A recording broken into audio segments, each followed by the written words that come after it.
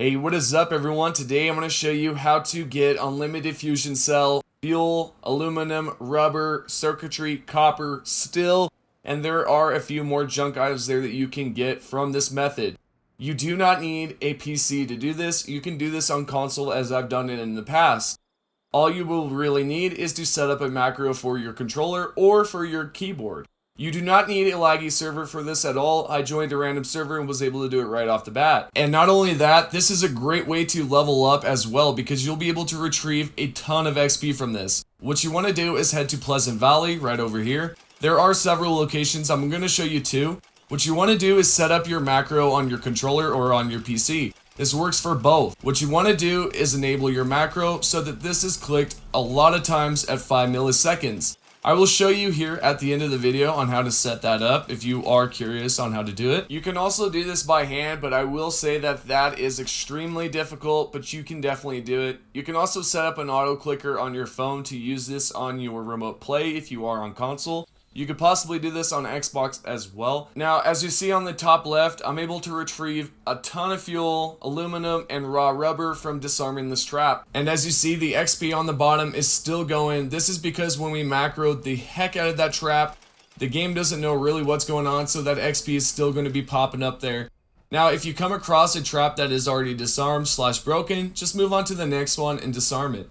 This can happen, especially if you are trying to take out the enemies around this area. You can sometimes end up shooting some of those traps, so if that does happen, again, just do what I say and just pretty much move on to the next trap, or if all of them are already disarmed, then go on to a new server, and then from there you're good to go.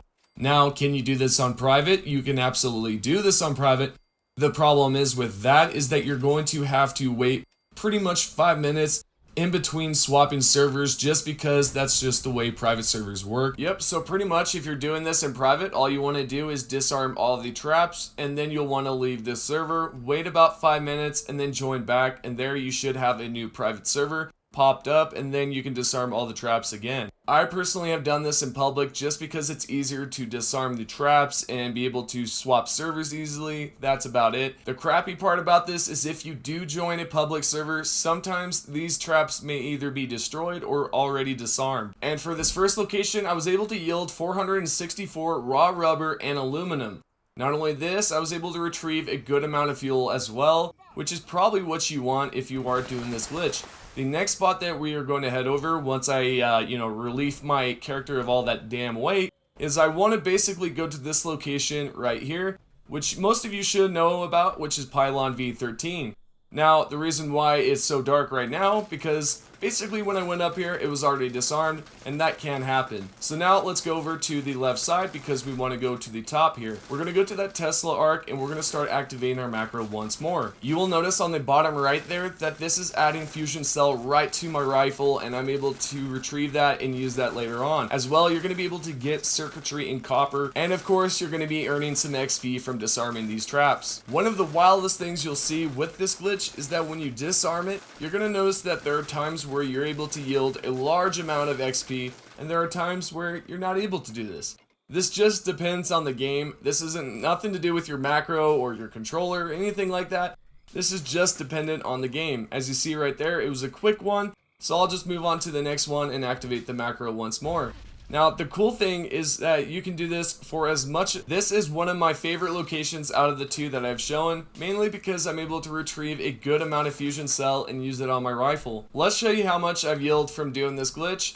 I was able to retrieve a good amount of junk from going to one server and going to two sides of the map there and disarming the traps. There is another one with a grenade, but I do not recommend it just because it's only one spot, so you may not want that if it is just one spot. But these have multiple spots that you can do this at. The cool part is if you do not have fall at first and you retrieved a good amount of circuitry and cannot stash that within your stash box, what you can do is you can actually trade it in for a good amount of caps. Let's show you how to set up a macro. For example, I will be using a Corsair keyboard with a Corsair program IQ. What you want to do is set up a macro. You want to add a new event, and then you want to make sure that it is pressed. You want to assign it as the disarm key, which is R. For you, it might be something different. What you want to do next is go to delay event and add 5 milliseconds to that delayed event. You absolutely want to make sure that it is 5 milliseconds. Next, we want to add a new event, but this time we're going to release. We're going to put down our disarm key. Now, since we have a press, delay, release, we want to add the delay event underneath the release part. After that, we want to duplicate this macro so that it will be triggered a second time to pretty much press, delay, release. You can delete the delay part at the bottom, so that way it's just the release part. From there, you'll want to then go to your advanced tab if you have one, and you want to change a few options here. They're nothing too extreme, but hey, it's something that you absolutely have to do. For this, you want to press down toggle, and then you want to make sure that it says repeat. You can hit repeat constantly. What this will do is trigger it constantly instead of triggering it a certain amount of times. And for the milliseconds, we will set that to 5. You can also include some sound. I'm sure this is for most programs that have a keyboard. Now, what you want to do from there is activate the macro. And that is how you do it. Hopefully this has been informative, helpful in some sort of way. Give the video a thumbs up if you would like, or give it a thumbs down if you don't like this. I hope that you have a great day. Take care of yourselves out there. Live happy. Happy glitching, everyone. And see you on the next one. Peace.